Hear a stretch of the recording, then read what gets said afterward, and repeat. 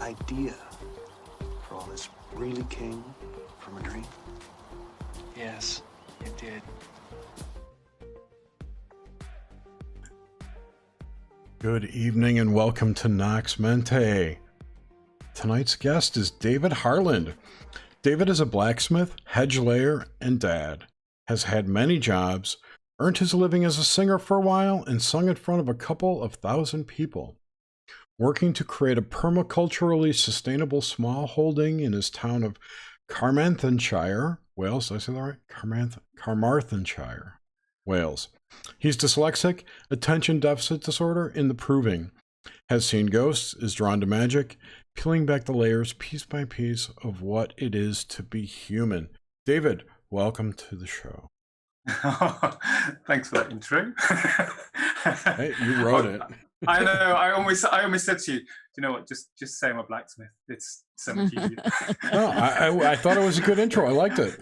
I like it a lot, David. And David is one of our really great friends on Twitter and social media, and has been with us, I think, probably close to the beginning, at least. I don't know. I think I dropped in later on, but I just, you're just so good to listen to you guys. Yes, apparently I have dry humor. Yeah, you've got Jerry. such a dry. I love it. It's not telling people I have Tourette's. You totally have Tourette's. Irregardless is not a word, goddammit. You leave her alone. I love Susan. She's great. I know, but you come off so dry. She knows that I was. Everyone knows and loves Jerry and I's dynamic. This is how it goes. It's good balancing act. Oh, it is. We are something else. And I just want to add to the weirding here. So Jerry did send the links to the right email, and it didn't get here. And meanwhile, a bunch of other emails came through, and when I ran across the house and forwarded it from my other account, it came right through. People, is this weird? Okay. I sent it 5 times to her email address. He showed me. Apple hates me. That's all. No, there's just all this weirding going on with Uncle Algo now, I swear. So, but with that, I'm just so thrilled. We're so sorry, Uncle Algo. Uncle Algo. Please show me in your search results.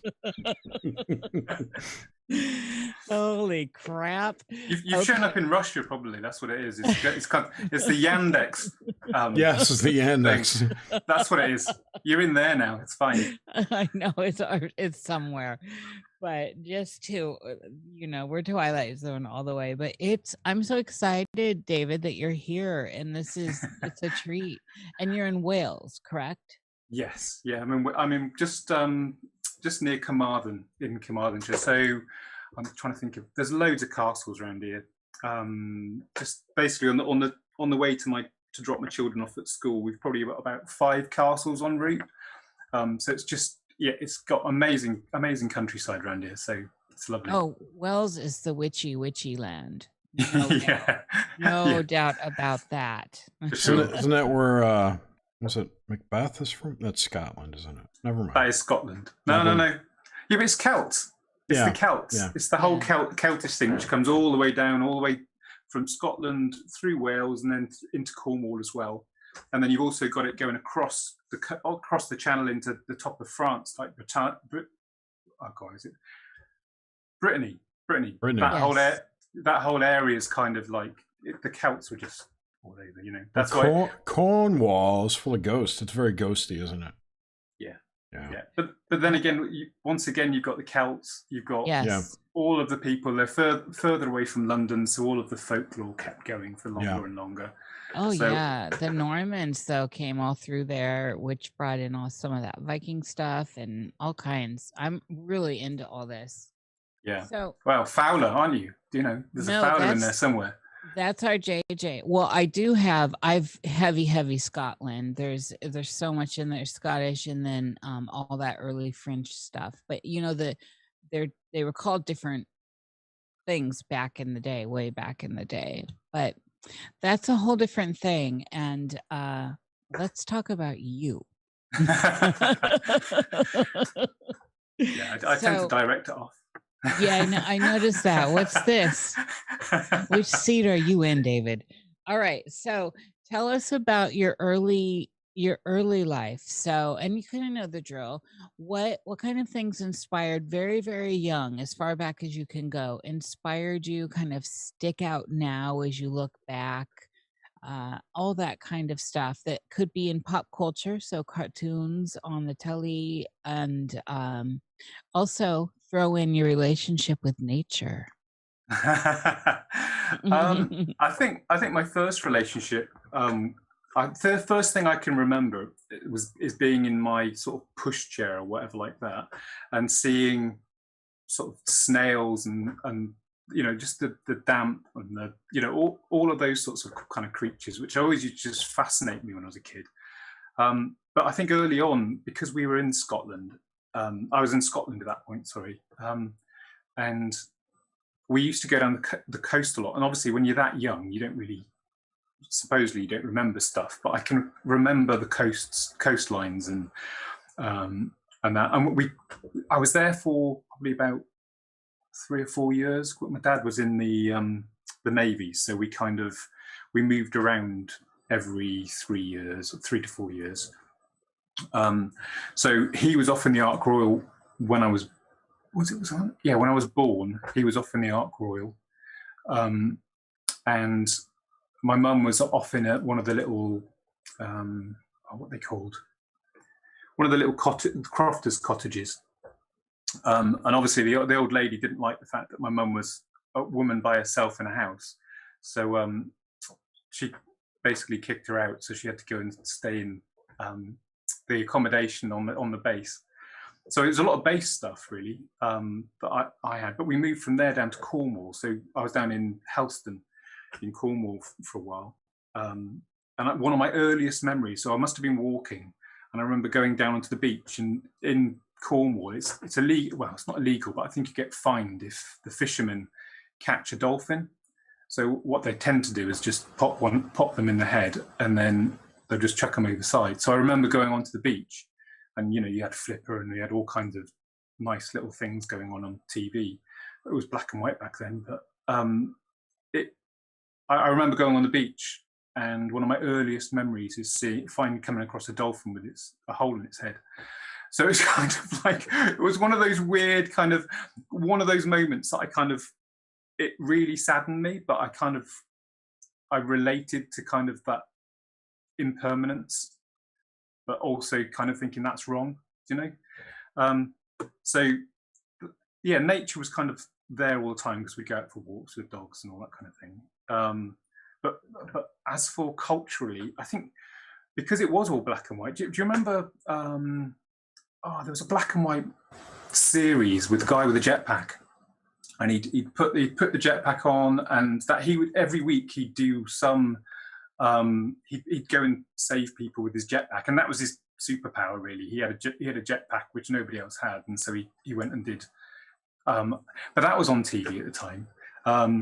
But there was people like Will Hay and things like that. The black and white, because we had this old wooden box of a thing that had sort of black and white picture on it. So it was a lot of black and white movies back then. I can't remember a lot of them.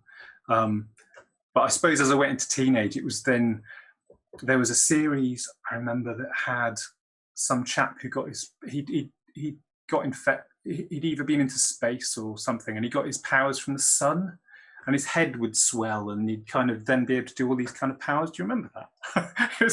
It's a really random thing, but there was kind of quite a few. Like there was the Beastmaster, was it? Or there was some guy who had 3 different powers, and you had Airwolf, and you had all of those kind of series, the A-Team, and but you had also had the Batman, but the one with the Batmobile with the 3 tubes that came out the back. I can't remember what series that was, but Batman, yeah. So it was it was all those sorts of things when I was growing up, and nature's always been there. The sea's always been there. We kind of moved, because we moved around a lot. What tended to be the sea was, I moved into Cumbria for a while, which is kind of, once again, it's got the River Eden, and my dad used to go fly fishing, so we'd go off and we'd be, I'd be around nature an awful lot. And we moved to Wales at one point where my dad was in a coast guard, and so we were doing some stuff. Go on. Do you speak Welsh? A very little bit. I can say things like Borodar, which means hello. Byth di gallo, which means it's not very, it's a bit rainy. I learned all the swear words, to be honest, like tuchteen. Those are always the ones. Yeah, tuchteen is arsehole, or cer dy geg, which means shut your mouth. It's kind of like it's little things like that. I was interested in those, you see. I always learn the swear words first. Me too. I've never learned to swear in Japanese though. No. Are there swear words in Japanese? I believe so. I know. Well, I know in I think it's Mandarin. Kwai Lo means white devil. Because you can hear right. Well, Mandarin, is that a swear word, or is that just kind of bigging someone up? Really, it's a slur against American or white people from the Chinese side. Oh, okay. Yeah. Oh, there's lots. They call us savages too. Yeah. Yeah. And we never did that, did we? No. God, we never did that. I remember the jetpack one. I can't recall the name of that though. But the guy whose head swole, I don't recall that. It was a weird one. I looked up White Ghost. Sorry, not White Devil. Whatever it is. It's bad. Thank you, Rivers. I'm getting corrected by the peanut gallery here. Oh, I love Rivers. I tried to find the jetpack thing, and I didn't see it. I mean, the only thing I could see is Rocketeer, which was a movie. I couldn't find a TV show. Do you have a memory of that, though, Jared? No, not at all. But it could have been a totally British do. thing or BBC thing. That is definitely American. It was American, yeah. Completely remember it. Because there was also the Flash Gordon black and white series as well. Yeah. Because that was quite amazing for the time as well. And do you remember Jason and the Argonauts? And all Yes. that? Oh God, yes. loved that so much. It's so good. Yeah. Yeah, this is all good stuff. And so your relationship was strong and healthy with nature, and it sounds like the water played a big deal in that. Yeah, definitely. For sure. Because I think probably the age of 8 to 11, I was in Holyhead, and it was it's a port town, so it's right in between. It's where everybody goes over to Ireland and comes back, and it's kind of like, it's quite a rough town. And at the time, I'd just come out of being in the Navy, not me being in the Navy, but my dad had come out of being in the Navy. I spoke Queen's English, I was very proper, and I'd speak very, very posh, and it was all this sort of thing.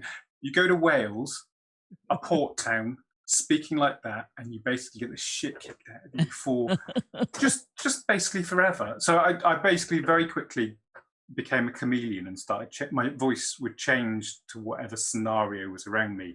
Whoever I was around, I'd change to what Yeah, that you can't was. have the Holmes County accent going on down there. Oh, it doesn't work. It really doesn't.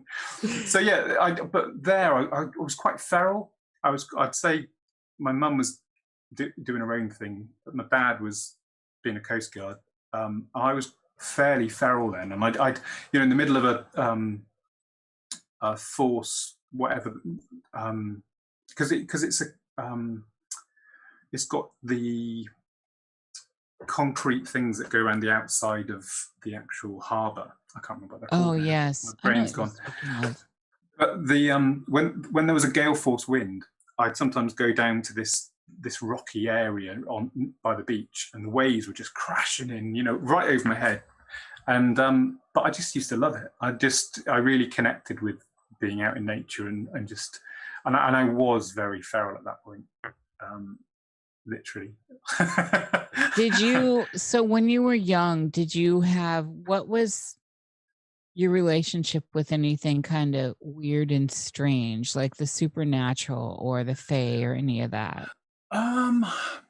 Well, I'd So I was ill when I was a kid. I can't remember what I wrote it down, but I had something where I had to go into hospital for several months, something to do with my kidneys or something like that, and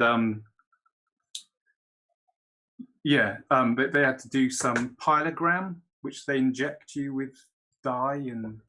Oh, yeah. I was told I should just scream my head off for that. And there was times that I remember, like illness when I was younger. Like I once got an ear infection, and the doctor sort of chased after me with a syringe because they had to give me an injection for it, and just trying to catch me within that sort of stuff. But I got a temperature once, and I don't know why, but Mars. You know, do you remember the classical music Mars? Do do do. That's kind of quite creepy, and it builds and it builds and it builds. Well, I had a fever, and that was on, and basically I started to see not hundreds, but there's probably about 30 or 40 faces start to come out of the walls as a kid, and it was one of those really kind of creepy moments. And I used to sleepwalk quite a lot when I was young. My son does. My son, he'll come into a room, and he's not awake, and he talks and things like that. So it's he does something quite similar to what I used to do. So as for creepy stuff, that was kind of a start of things, if you like. How old were you in this around that time? It's hard to tell. Probably between 5 and 8, between those sorts of ages. It's kind of, I was still very young, I think. Did you have any fears around that time? Probably we just were moving a lot. I think my old man got out of the Navy when I was 5 or 6. I can't remember. Like I say, my memory's a bit of a sieve. So there was lots of stuff going on for them then. So there was stressful stuff going on, which I know can be triggers for your brain processing whatever might be going on. Yeah, but how did the fears play out? So what was causing you fears or anxieties? Well, okay, so that was the cause, but how were they playing out? Fears of darkness, fears of moving, fear of the wood, fear of the black hat. Black hat, man. That's a movie. Sorry. Oh, okay. Sorry. I thought it was an SEO thing. It's like no. No. I was scared of the dark, for definite, and I used to have kind of very weird dreams, in the sense of, I know I had hag dreams when I was younger, and I had I'd see things moving around my room, which used to freak me out, and obviously I couldn't move. But there was also, I used to have this dream, which I think is a developmental one, but where you'd see something distant, and then it would come closer, distant, and then it would come closer. And then the material on my bed would go extremely rough, and then it would go smooth, and then rough, and then smooth. And it just used to freak me out completely. So let's pause on that for a minute, David. So with those experiences, was your size, a lot of times that goes hand in hand with getting out of your body, those kinds of experiences that you were just talking about, they're classic. Did you experience any of that where you felt like you were getting smaller or bigger or turning along with the walls going smooth or rough and all that you just described? Yeah, I suppose there was a sense of me being smaller, and then it would kind of almost be like you were as big, so because things sort of went off into the distance, and then you would suddenly be sort of larger within it. Yeah, that's classic. That's a step to conscious out of body experience, and kids experience this really naturally. I think it's interesting that he had you had several hag experiences as a child. Yeah. And your father was in the Navy. Yeah. I've got a cool story for that. Okay. Which I might have already told you. But just after I was born, my dad was in. Do you remember? Do you know the gannets? They had like 2 propellers on the front of them. It was a tube prop at the front. Okay. Well, he was coming off the Ark Royal. He was a navigator, and the pilot was taking off, and they were in the Bermuda Triangle. And as they took off, it just went wrong, and they had to bring it down in the water. And basically, at that time, it was very, very rare that you actually survived a crash like that, and the whole crew survived. But they were in their lifeboats, and the sharks were swimming around the outside of them. So it was kind of, but they all got picked up. So it's one of those. It was quite a funny coincidence that Bermuda Triangle was in there at the very beginning. Right. Well, that's very interesting. And don't even get me started on those sharks. Oh, I haven't been in the ocean since I saw Jaws. So. Oh, it was an awful film. Why did they do that to us? Why? It's primordial fear too. Yeah, exactly. So, okay. So you mentioned this early stuff too. You, when we were talking and we paused on the possible conscious OBEs, which are very significant, and it's hard to get back to that once we kind of close it off. We can do it, but it happens natural with kids so easily. But you had mentioned seeing in the room things in the room. What was that about? I want more on that. That was more, it was always shadow figures. It was always a shadow figure that I can remember. Maybe 20 years ago, I might have been able to remember more, but just my brain gradually is stopping working.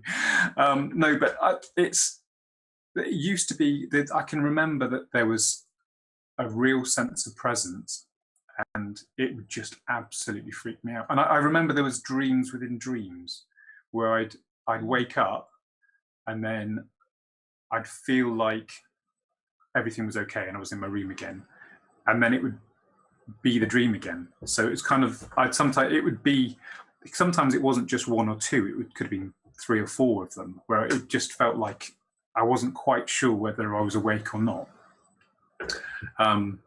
But also that there was sometimes that pressure of feeling like there was something on my chest or something on my legs. You know, it was kind of quite a weird one. Yes. Okay, so with the dreams, pressure here, I'm always making notes. With the dreams within dreams, do you have any recall of any of those? It was mainly the sense of something being there, and then I'd probably hide my head, or there was certainly, I didn't want to look, so, and then I would look, and then I'd get a sense of something being there, and so I'd be kind of then frozen, not wanting to move just in case whatever it was. Do you know what I mean? It was that kind of thing. So the dream was a perpetuation of there being a shadow figure, but is it there or isn't it there? You know? Yeah, that's pretty much. So okay, so let's work into this a bit. So you were having a dream, and you were in the dream experiencing something that was there, and then you would wake up and you'd still be in another dream, and that something would still be there. Sometimes it wouldn't be there, but then I'd get a sense of something being there, and so either a door would open, and then something would be there again. So whether that was my brain going, I've just woken up, and then my mum would open the door and check on me, but my brain wasn't registering that she was there, so it was just fear. Mm-hmm.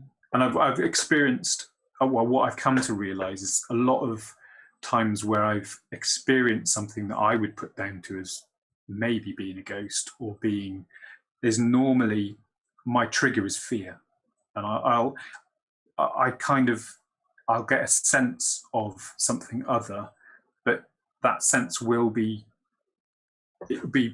preempted by that fear dynamic in my stomach. You know, I'll get an absolute, oh my God, what's going to happen?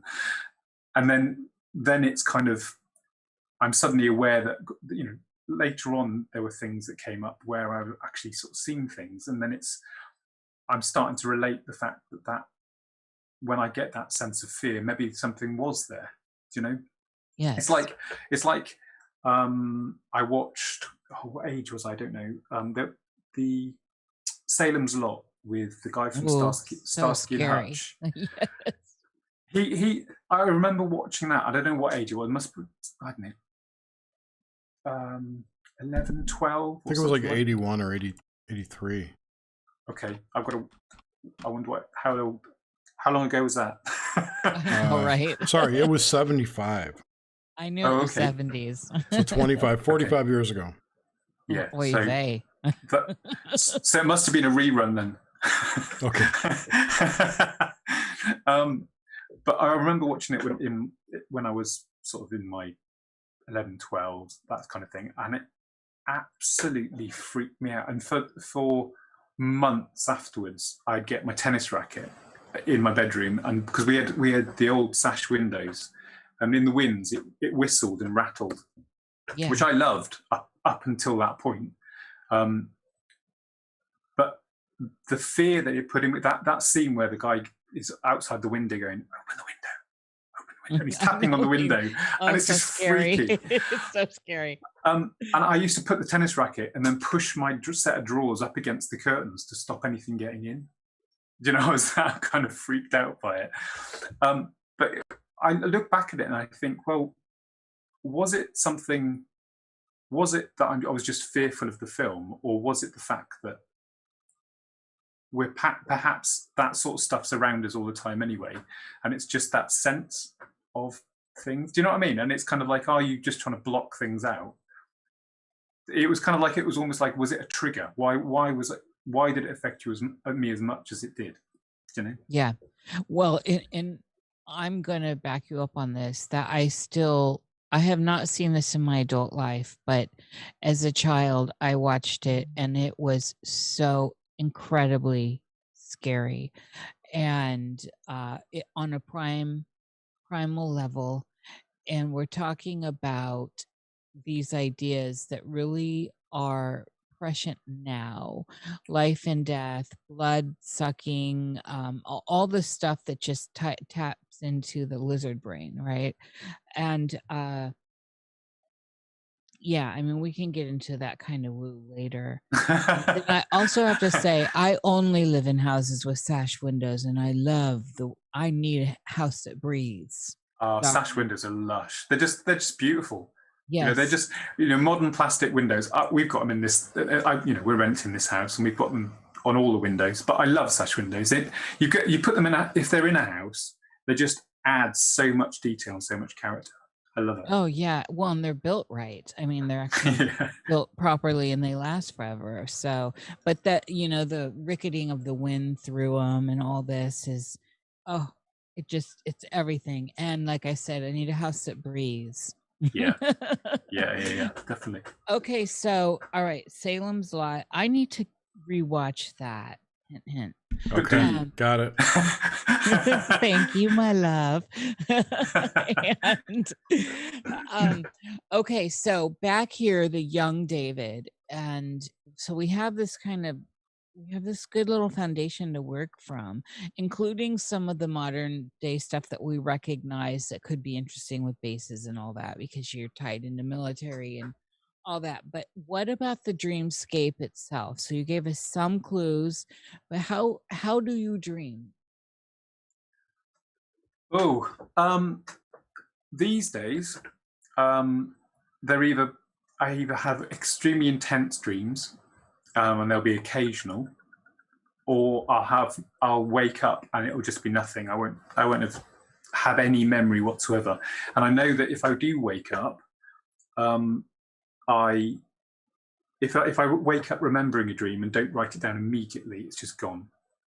And I also know sometimes when I go to bed, which is kind of a little bit weird, it kind of goes back to that jumping out of body sort of a bit, is as soon as I close my eyes, I sometimes get extremely strong images.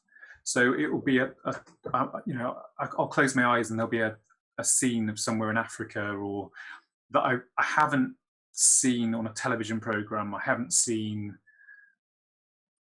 anything that I can recall. And I know we can imprint from all kinds of things, but it'll be an image of somewhere that I just haven't been, but it's so detailed. And it's not even when I'm falling asleep. It's just when I close my eyes and I'm about to try to go to sleep. You know, it's a bit of a weird one. So it's kind of that's a weird image thing.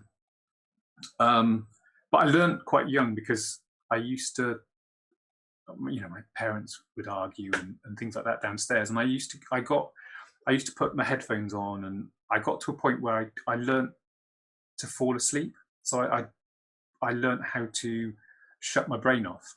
So I kind of got to a point where I could just kind of sink in and just fall off into sleep, which is an absolute gift, but it kind of frustrates Tasha completely, because she's like, I've just been awake. But whereas before that, I'd struggle getting to sleep. I'd be up till 2 a.m. every night, just mulling stuff over round and round and round and round. But yeah. So I don't know where I was going with that. But. It's almost like, you know, you feel like you're wasting time if you go to sleep. I want to stay up to do more things, right? Yeah.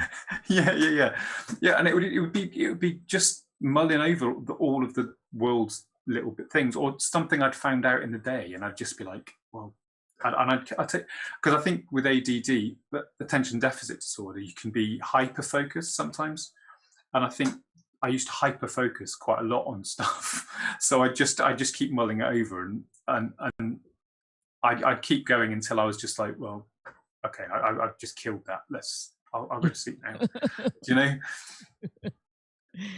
You know, one of the things, yeah, I agree. But you know, the ADD thing is interesting, because people with it, I find, as long as everything's moving fast enough, can get really good at stuff. Like I saw you working with the knife play in a video the other day. Oh yeah. And that was most excellent. The fish slice play, that was actually. Yes. But still, it was most excellent, David. It was really great. Well, when I was doing my blacksmithing training, I've got a really good friend called Spike, and she was a traveller at the time, but she'd learned how to do fire spinning with staff. So she taught me how to do that. So, but I've been interested in martial arts. I know you're into your martial arts as well. Yeah, although don't press me up on it now. I'm rusty. No, God, no. I'm just old and creaky. Jeez. Tried to do a sidekick the other day. Can we negotiate rather than fight? Yeah, exactly. Okay, so, but with dreaming, are you color, black and white? Are you able to read? Do you smell? All this kind of sentient stuff that we experience here in what we consider real life. It's so hard to. I know with the ones when I'm just about to fall asleep, they tend to be color and very clear. My dream ones tend to be, I don't know, there's almost like a monochrome to them. They're not necessarily just black and white, but they'll just be two colors. You know, it'll be like a red, or it'll be a blue, or it'll be a. I think it's more that there's two colors. It's like, you know, this is later on, this is skipping forwards, but there was that thing where I had a dream, and it was just like red and quite hyper violent, and it was kind of like, yeah, it was just red, and the white, it was white rather than white, it was like shades of red and black, you know, but it was still clear. But what is that dream? Do you recall it?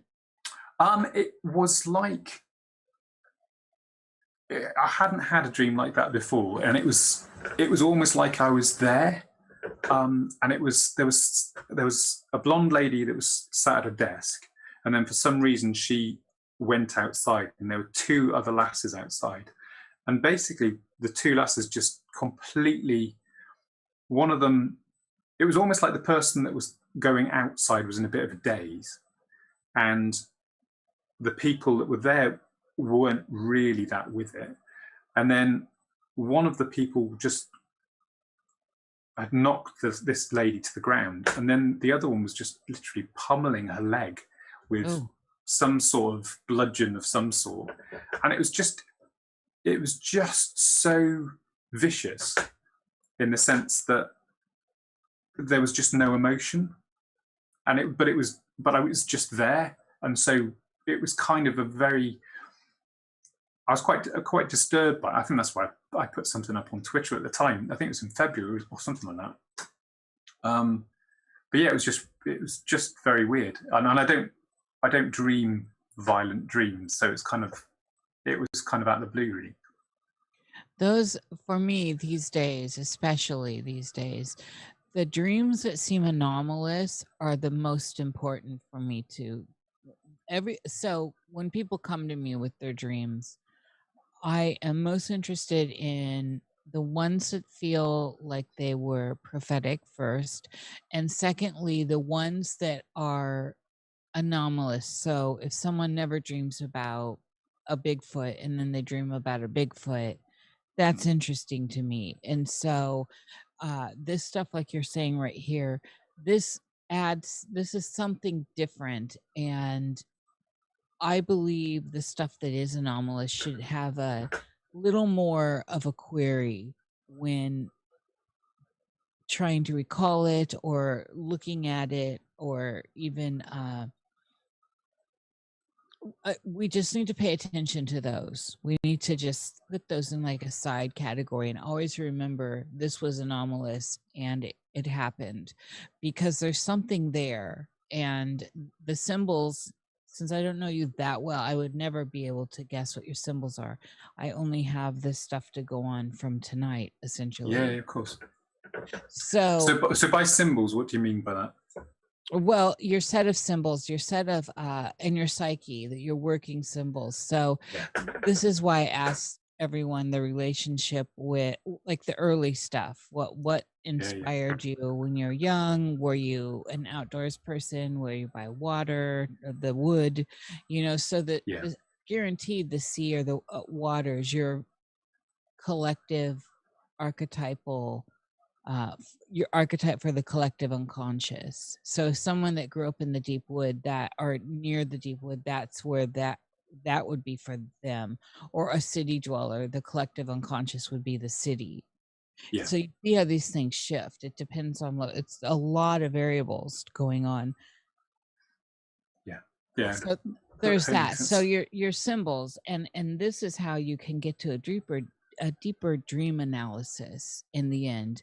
Your symbols. I do not. And this is one of the problems with people doing cold dream interpretation in the world, because there's just no way. If they don't know your wife's qualified, your good friends are qualified, they know you. But just someone you don't know, it's bollocks all the way. Okay, darling. So let's get into some of this. When I'm curious right off the bat here, and I've been following some threads, but I'm going to just start with this. Have you, over your lifetime, had any reoccurring dreams with characters in your dreams that might show up?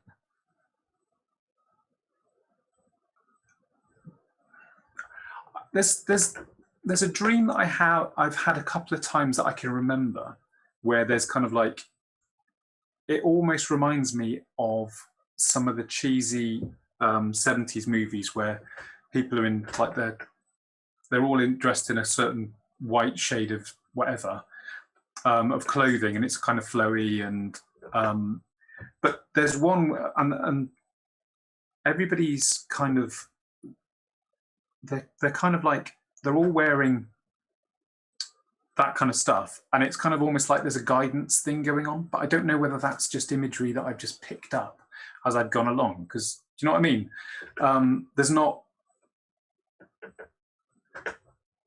I wouldn't say there's something specific that I can go all the way back to. I've got certain dreams of almost of that kind of those types of people that are dressed in a certain way, within a kind of amphitheatre thing, like you'd almost see in Greece or something like that. But it's all like togas and all that. not quite togas, but just kind of very plain, flowing clothes. You know, it's not quite specific to that. Yeah. But the person I remember, it seemed to be a woman, but she didn't have any hair, and it was almost like there was a sense of, right, there's stuff to do. Who's going to do it? And it's something that needs to be done, but it's not something anybody's going to enjoy. And it's kind of like everybody had a choice of whether they could choose to do that thing. And it was kind of like almost like a pre-dream of coming into life. You know, it's kind of that thing of, okay, you've got a task to do, but this is a task for you within your development, for your soul, for where it is. And here you go, get into life. You know, you can choose to go and do this. It's going to be difficult, and you're going to take on whatever it is, but you'll learn and you'll change. You know, and it's almost like each lifetime's a learning thing. You know, that's how the dream came across to me anyway. If that makes any sense whatsoever. Yeah, this is very intriguing. So, how often did you experience anything in that vein, with that kind of imagery, with that flowing clothing and characters such as this female that you were just describing? Well, the second time was basically I can't remember. It was I wrote it down in the book, but the second time was more, I can't remember. I think I was asking something. There's stuff going on in my life, and I was just asking. It was almost like I needed some clarification. And it was like this person, this guide or whoever it wasn't the same person, but they were kind of saying, well, yeah, you're doing fine. This, you know, you need to be, I can't remember the words. I can't remember the words for it, but it was, once again, it was a guidance kind of thing. But then I had another dream later on. It was a lot darker, but it was the same setup. It was simple clothing, but this time it was more of a kind of them seeing me. You know, it was a weird one. It was kind of almost like within the dream, I'd basically gone into a space that the fear thing was there, and I was kind of going into this area to actually, I don't know, I was being drawn into it for some reason. And when I walked into it, there was somebody that was hanging in there. So it was kind of like, it was a weird guidey thing. But as I walked in, with this fear was building, the dread was building, and I looked up, and this person was just hanging there. And as I looked at them, they opened their eyes.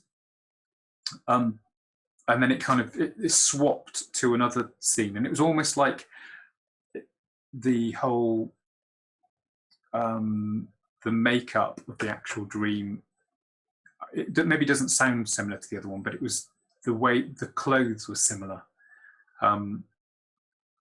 Yeah, I don't know. It's dreams, isn't it? It's so hard to describe them. But it then cut, and I was almost outside of the building, and I was trying to find another entrance in.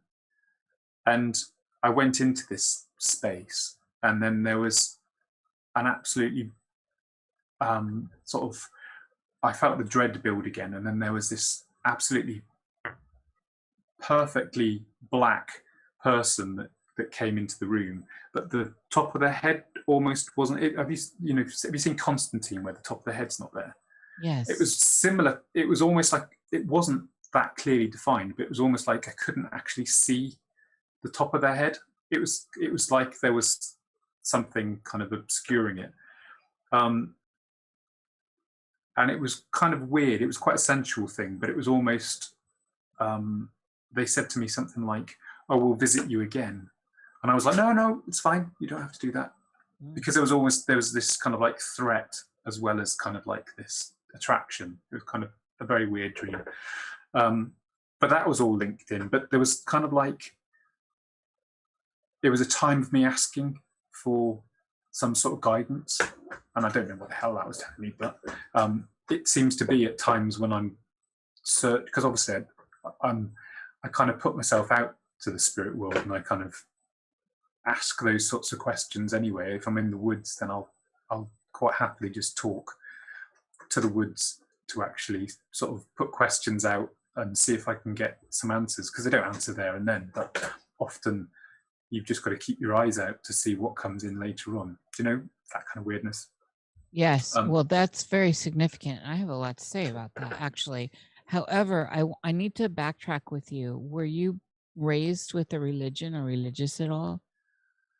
My dad was agnostic, so completely no religion whatsoever. My mum was Church of England, but my dad was religious earlier on because he used to sing in a choir, because when he was in Stockton up north, that's where he went, you know, that's what his pastime was. He'd go and sing. So no, my mum was Church of England, and we did a bit. I went and got baptized and confirmed because my mates were doing it. You know, it wasn't really any pressure. It was my mate from cricket was going down there, so I was like, well, I'll come. You know? It's just a Saturday. Free wine. That's right. Drinking of the blood. Yeah. That's where I got my vampirism stuff later on. That must be it. You know? Well, we've already got your tie-in to Salem's Lot. Which you can now watch, by the way. Okay, darling, I love you. Oh, that's so wonderful. It just makes me happy to know that. Okay, so with all this that we're going on about right now, I'm wondering about when you go to sleep, before you go to sleep. So you had mentioned when you're in the wood, you will speak out loud and talk. I do this too, and I think it's a healthy thing to do.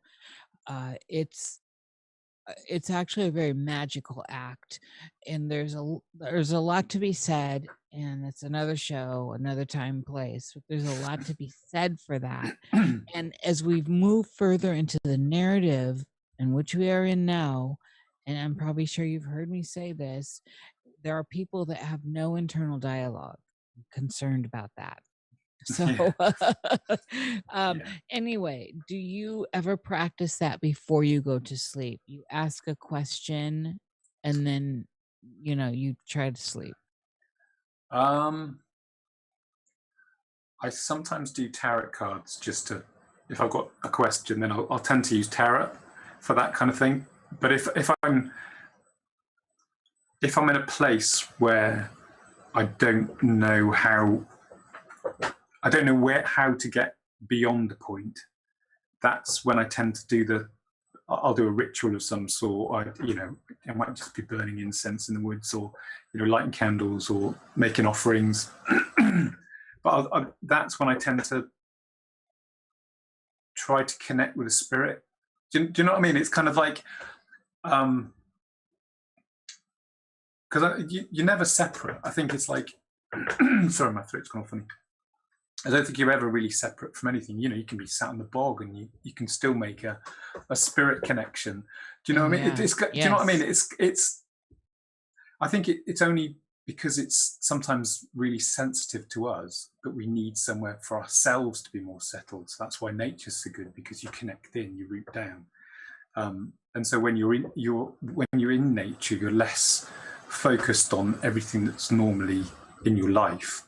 You tend to be a bit more focused about what's around you, and I think because my brain, I've got attention deficit. My brain's constantly, is it a deficit? I don't know, but I'm constantly looking for things. I'm constantly, if I'm in a room, I will tend to be looking at everything that's in here, or be thinking about stuff that's in here anyway. and whereas nature just tends to calm that because it's Yeah, of in its course. place, do you know? Yeah.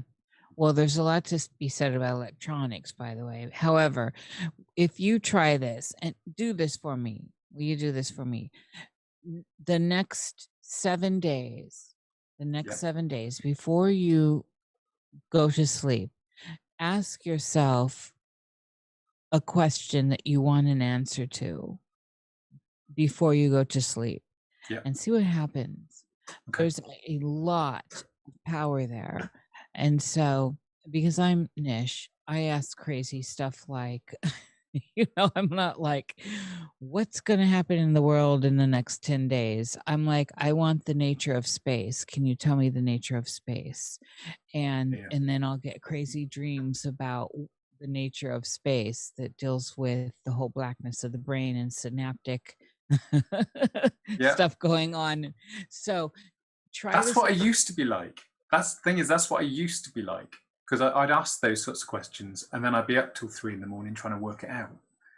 Well, now that you've given us this earlier, that you're able to now somehow find a way into sleeping, and so it's, don't ask yourself super. I think start in with very vague things so that your mind doesn't need to puzzle through it. So you get past that layer of your mind. So don't give yourself too much of a puzzle. Just ask a very simple thing. Yeah. And or if sometimes even a very complex thing, and the brain will just shortwave on that, and you'll go into something deeper. Just see how that goes. And then I also have another question because of the attention deficit stuff. Have you done any breath work, like, for example, breath techniques like Wim Hof or any of those? I did. I went on a shaman. You find you look in programs and you go, oh, there's a shaman day, introduction to shamanism. So I did an introduction to shamanism day, and there was all kinds of techniques that were going on, banging drums and all kinds of things. But the thing that actually totally blew my socks off was the breath work. Yes. And it was it felt like, I don't know, I was just on a huge high from doing the breath work within it. It was just amazing. Such amount of energy that went through my body. Yeah, breath works certainly works for me. That's for sure. Okay, Yeah, I just don't do a lot of it. yeah. Oh, it's a second nature thing for me now. I can't. I mean, there's exercises that you can do to actually get out of body and stuff. There's all kinds of stuff. Yeah. But for me now, no matter what the situation is, I definitely fall into getting very conscious about my breath work. And so I just wanted to point that out with the fast rate at which your mind works. Were you all, and this is another question, we'll get deeper into dreams here, but this affects all of that. Were you always ADD, or I mean, was this always something, or did this develop later? What was your journey there? Basically, I'm not diagnosed. I've got to this because I found out I was dyslexic about 5 or 6 years ago. Mm-hmm. So I'm 48 now, so it's kind of quite late on. But I was talking to somebody about attention deficit or ADHD as it's called now, just for everything. And I look back and I see all the struggles I had at school, all the struggles I had making friends, keeping friends, all of the different things as I've gone through life. I can look back, I must have been really annoying because I just had loads of energy and I didn't know when not to speak. I tend to just, it's in my head, I've got to say it, because I tend to forget stuff if I don't say it, mm-hmm. Which is a prime thing for it anyway. But all the way through, I've had this, I was a lot more hyper then. But once again, beatings tend to stop you from being a certain way because you don't like that. So therefore, my hyperactivity kind of went inwards. So it was more of an insight, an internal. I started to kind of become inattentive. So I'd always have on my my work from school, could try harder. When I'd have been, people always said, oh yeah, it only took me 20 minutes. And I'd have spent all evening trying to do it. And then they go, oh, well, that wasn't very well done, was it? So it's kind of like, well, you didn't put much effort into that. Whereas for me, I was putting loads of effort into it, but it just took me a lot longer because I'm all over the place. Hence why, if you look on my feed, I'm kind of doing all kinds of stuff, and it's not, I'd like to be focused. This is kind of, I'd like to be a lot more focused than I am. Well, that's why I mentioned the breath exercises, and which is part of internal martial arts. But this all plays in with the dream work. So the deeper in we get, because it's all tied together. So diving back into this, so we got the not really a religious upbringing, but very provocative dreams that were reoccurring. I find those very interesting. They're very, very interesting. They have a certain kind of other feel to them. I'm sure you can recognize that. Yeah. And so there's a lot of symbology there for people that follow those threads. And I'm sure anyone that heard you talking about them will understand what I'm talking about. So with that, how do you experience lucidity in your dreams? So in the higher sense of, are you aware when you're dreaming? And it doesn't have to be where you're aware, where you have control, but do you find yourself in dreams where you're dreaming? And are you at that level? I used to be. I used to be a lot more lucid in my dreaming. It's not kind of like that now. There's an awareness of being in it, but I think as soon as I try to do anything in a dream, it tends to get me out of the dream. Yeah. Whereas before, I was almost interacting, and that was kind of when I was in my teens to late teens. There was a lot more of an interaction within it, and I could almost guide what was going on in my dream. Yeah. There was almost more of a presence in it. Whereas as I've got older, that's changed an awful lot. How much, Jerry, were you going to talk there? Okay. How much? Hell no. I turned. Well, I usually No. I'm answering chat questions. I'm sorry. I am listening. Yes. Well, I just didn't know because I just saw Jerry move in the periphery. I need his cues. That's why he's on camera. Right. And just so I could spit something out while I got a second here. We were talking about Maurice Chevalier in chat. And I said he had like a signature this thing he did. He would go, I'm Maurice Chevalier. Yeah, I love that. I couldn't really describe that in words, so whoever I was talking to, Philip or whatever. Anyway. Oh my God, I forgot about that, Jerry. I love that so much. Okay, let me get my bearings here. Let's see. So, oh Lord. My brain's gone off now. I'm totally. I know. This is Jerry's power. Should we talk about the weather now? Is that the way to go? I thought you were at a break. That's why I said it. So I'm sorry. No, but I love. Your super name is the Disruptor. That used to be my nickname. Is it like digitally? I love it. Yeah. But Nish, he's got Cthulhu at the end of his. That's just going to be ultimate disruption anyway, isn't it? It's everything, isn't it? I just changed my Twitter name for like the first time ever to Colonel Angus. Oh no, from Luciferius? Yes. Oh God, Luciferius is so good. I know. I'll change it back. I've always loved that. So in the dream space again, now I know where I was going. The electronics. So this is a big deal in our world. You're old enough to know, David, The difference from when you were younger to where you are now, and how much more electrical our world is Yeah. in our houses alone, just in our houses alone. And so I'm wondering, do you think it's possible that the amount of electrical stuff you're around in the house? So, okay, I guess here, let me hone in on this. Where you sleep, is there electrical stuff around you? Are there a lot of outlets? Where's the main electricity come in proximity to where you sleep? Well, we turn the Wi-Fi off every night. That's very wise. Which Yes. isn't probably great anyway, because then you're suddenly not on the.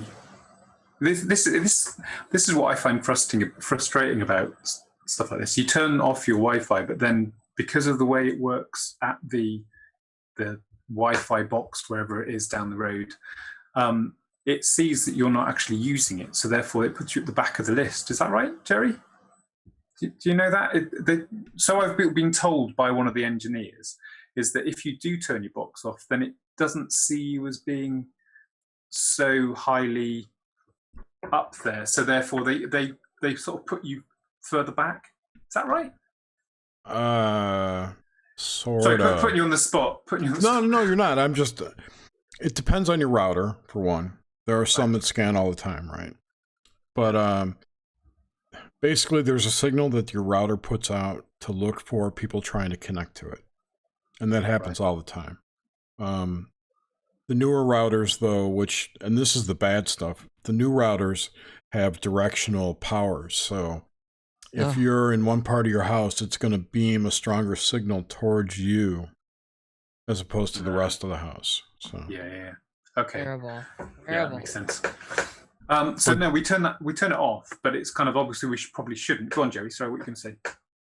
Nothing. I was going to say it's always on. If it's on, it's on. That's kind of how it goes. But when that's off, you're going to get more 3 and 4G signals coming in 5G.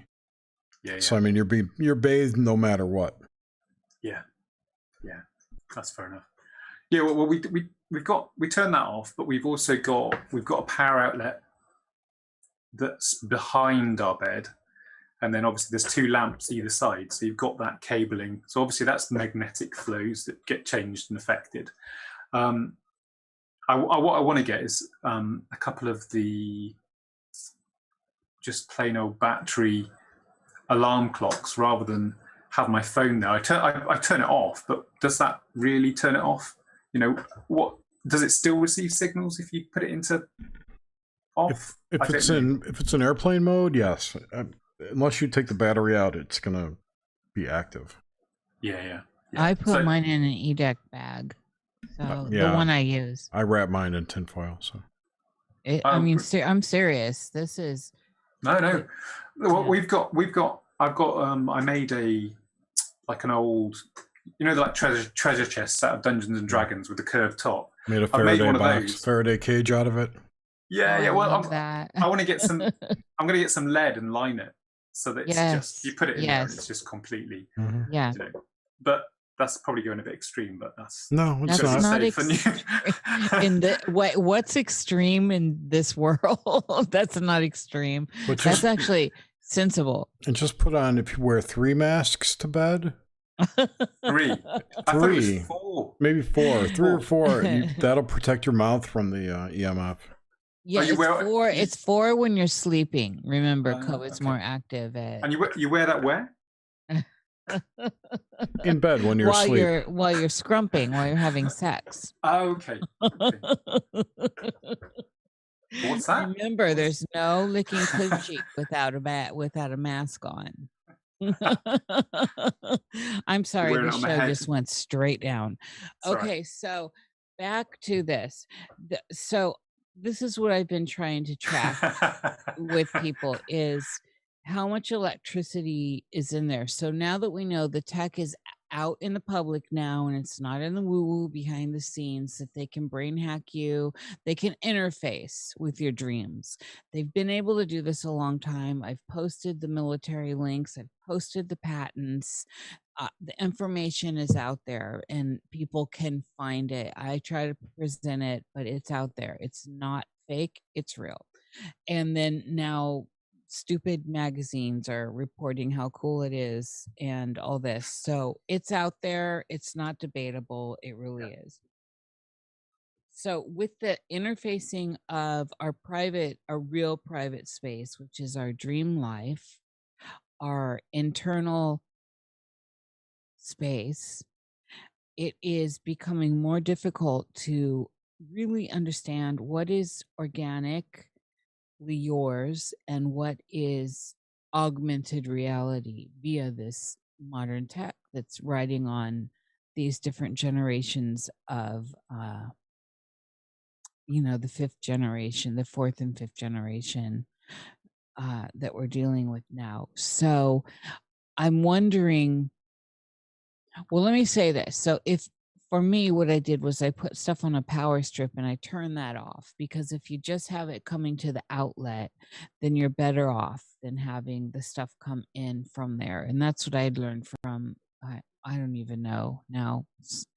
I can't even think of her name. She's out there with the electricity. I think it was Deborah Tavares. Anyway, so that was like one of the better options, to just get it all at the wall, right? Where it's naturally at the wall and you haven't turned off the main, so nothing's looking for you, right?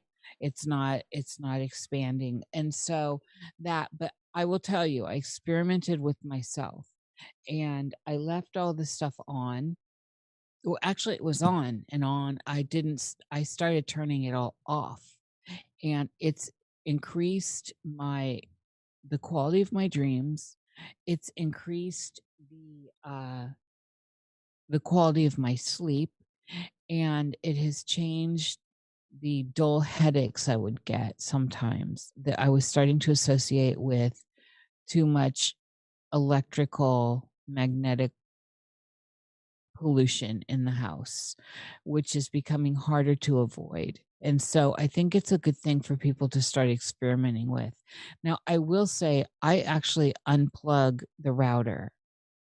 David? Jerry, did we lose David? Looks like we did. This is a strange night. Wait, is Mercury going direct right now? I think it is. Yes, I think it went back. We're in the shadow or something. I haven't looked for a minute. I've been pulling back from being, well, I'm not too obsessed with astrology, but I've been pulling back with being crazy with it. Although I wasn't crazy with it before, however. David, oh David. Where are you? Red Rover, Red Rover. Who do we have next week, Jer? Nobody. I have nobody lined up. Jerry, reach out to me and let me know these things. I'm telling you right now. Okay, we'll get someone. And I'm really enjoying having guests that have been followers of ours. So anyone out there that is a follower of, I hate to say follower, a listener of ours, Yeah, you're not followers. Totally. That wants to come on and talk these things, please reach out. We're interested in everyone. You don't have to have a damn book or we don't give a shit. We just want to talk this kind of talk. So let us know. With real people, not celebrities. We're done with celebrity culture. Well, as far as, yeah. Unless David Wilcock would come on. Then. Oh, you want David on? No, I don't. I'm kidding. I know you're kidding. I know you're kidding. But wouldn't that trigger everyone? Oh, yeah. It would be hilarious. You know what? We might actually be a popular show if we did that. Yeah, well, I'm not looking we for would popular. Come out from the underground. Oh, my God. You know who I got to get back and talk? I talked to that guy, Recluse. He was on THC this last episode. He's going to come on. Oh, cool. Dr. Farrell said he would come on. Oh, excellent. Of course, he's going to be on the Obelisk. Yes, he didn't want to do dreams. None of the old guys want to do dreams. Cliff High didn't want to do dreams. Farrell didn't want dreams. Uncle Cliff. You know who I think we should get for actual dreams, though, is Snippy. Yeah, I should write. I think you should send him an invite. I thought I had. Well, it's a different day. Yeah. People don't answer me. Like the couple you gave me last time, Starfire Tour. I thought she'd responded, but then she didn't respond back. Correct, and that's kind of how it goes. Oh, I've got Howard. What's his name? Howdy Mikowski. When is he scheduled? He was moving. He was going to drop me a note after Sunday. I'll write back to him, but he's going to come on. I love that hidden history, ancient history stuff. Oh yeah, I love it. And I thought we had Jared scheduled. No, I haven't scheduled him yet, but I will. Wait, I know we've scheduled him. Did we? I don't think so. I'm positive. Well, you may have scheduled him, but I don't have him in my calendar. Oh, wait, dear. wait, I might be wrong. I think you guys worked it out. No, I don't see him on here. Oh my God. I know for sure he's on. I don't have, I only have him on my personal schedule. Well, let me know when it is, so I'll put it in my calendar. Lord. Okay. And next week, I have tentatively scheduled Derek Bros. Who dat? Derek is the owner of, I'll find the website. Fuck, I can't find it. Is Oswald in the chat? Yes. I want Oswald to come forward. I want Oswald to come on to our show. This is Derek's website. He's an activist, journalist, and author. Yes, I totally know who he is. Yeah. Okay. Yeah. Oh, cool. Very cool. Yeah. Let's see if we can get Oswald on for sure. I don't know. Yeah, I looked. Someone asked about Chris Aubeck. I can't find his email address. If you can find me his email address, I will totally email him. And I just sent an invite to Robert Stuffer. So I've got to figure out Jared. I know Jared's on the schedule, and it's weird with the timing and stuff. But he's on set for an obelisk. You're right, to David. Email. David, where are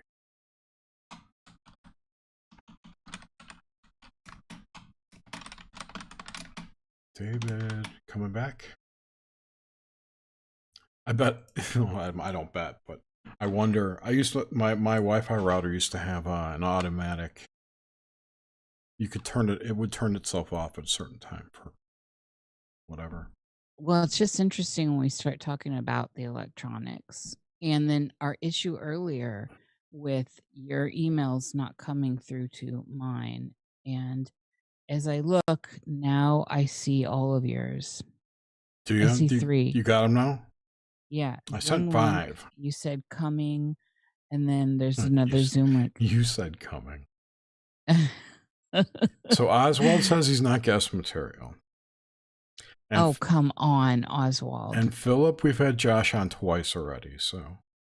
What about Philip, though? Is that Philip Blair you're talking about? Yes. Philip, come on the show. Oh, what about Dr. Michael? Yes. Let's get in. Do you have, I know Suzanne and him are close, so I think Suze can. I can get him. I can hook him. Get Doc Michael on. Yeah. Definitely. And there are other people. I mean, there's so many other people. I want to have Meredith on did you and Meredith work out a obelisk? Not yet. That's going to be fun with her. Yeah, she was on Cruising with Steak last night. She came on. Are you serious? Yeah. Was it great? It was fun. We had a good time. She is so fun. There was a great email from Sven. Of course there was. Mm. I wasn't alerted that she was going to be on, or I would have come to play. Oh, there were too many people there. You would have been annoyed. Are you serious? There was like 12 people last night. Lord have mercy. What we need to do, though, is have our third wheel, Miss Suzanne. Is Suzanne in the chat? Oh, of course. We need Suzanne to do an obelisk with us. About what? About the fuckery going on, Jerry. Suzanne's always a deep diver. No, we could do that next week. We could talk about her new business model. Let's get Susan. Okay, so if your other one doesn't go through, let's have Suzanne on next week for Anomalous. See, ask her, Suzanne, will you come on next week? You said come again. Do you remember that commercial with, I think it might have been whatever with Raquel Welch? Raquel is coming and she's running at the camera. I think it was Planet of the Apes or something, 70s. No, I don't remember that. Dude. But I believe you. Oh my God, it's like one of those epic trailers. I'm sure it's on YouTube somewhere. Raquel is coming. It's hilarious.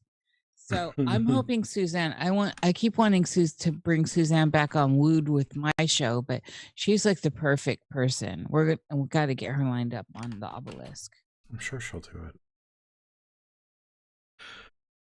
I don't see a video with that commercial on there, but just type in Raquel Welch. It's not a commercial, it's a trailer for something. Raquel Welch is coming, and like in quotes. Kansas City Bomber? Maybe where she's running. No, it's like Planet of the Apes. She's in like a skimpy little I'll try and find it. I don't see it. I'll find it too. I'll look for it because There it could have been canceled. You can't have that anymore. This is turning into like a powwow. Oh, Yeah. Here we go. Is he back? Yay. It's thinking. Look at the dots. No, I see him. I know I see him, but look at the dots. It's still trying to do what dots? That's you. Now. There we go. Yeah, sorry, I'm on my phone now. So the internet died. Oh, actually, it's come back. I might be able to get it on the Zoom again. Sorry. Okay, cool. Yeah, because we're echoing. You're echoing. I'm echoing. Your echolocation is active.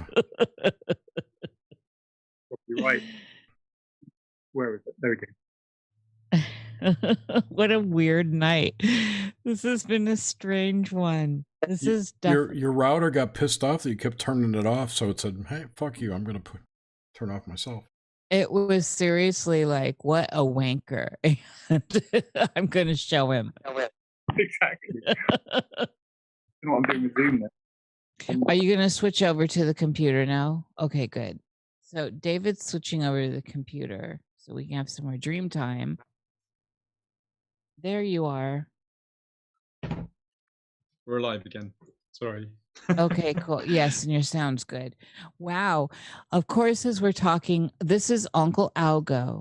We're so sorry, Uncle Algo. We can't get away with anything. Bad kids. Wait a second. Suzanne, that domain is available for $1. Just FYI. Wow, you can't beat $1. Yeah, but then they get you next year. It's like $25. Oh yeah, they always do. You never own a domain. It's so funny to say that. Okay, so David, are you ready? I am. Sorry about that. No, it's par for the course tonight, is it not? It's because we were talking about putting it in the old little leaded chest box. I didn't like it. It is exactly that. Well, look at how it started. And while you were gone, I want you to know that the emails that Jerry sent to me came through.